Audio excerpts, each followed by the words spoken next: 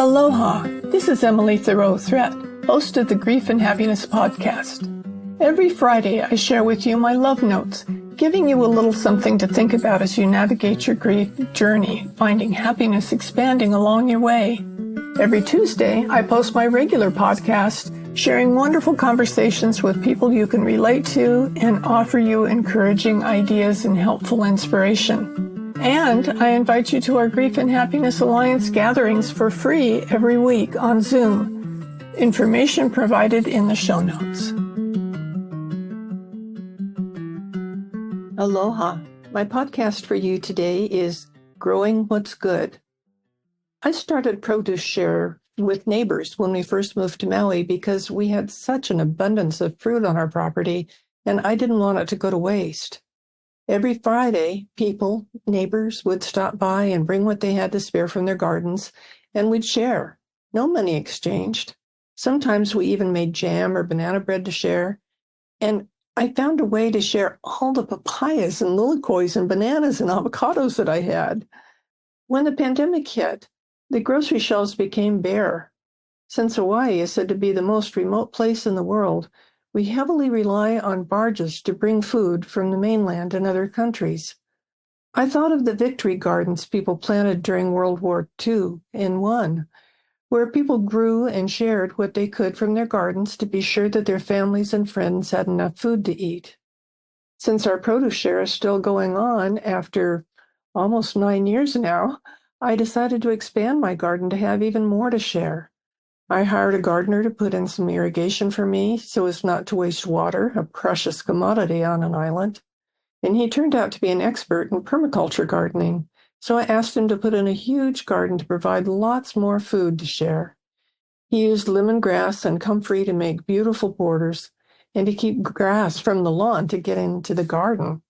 My new garden got so big that now I have a lovely young woman who helps keep it up with weeding and planting. Yesterday, she surprised me with a giant bunch of carrots she'd pulled.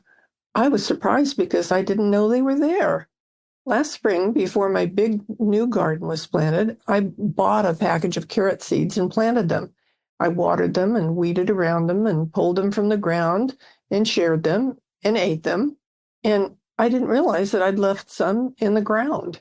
Then one day, I noticed that what was growing looked like pretty white flowers in my garden, my vegetable garden. And at the top of the tall green stem sat balls of white little fluffy flowers clustered together in the shape of pom-poms.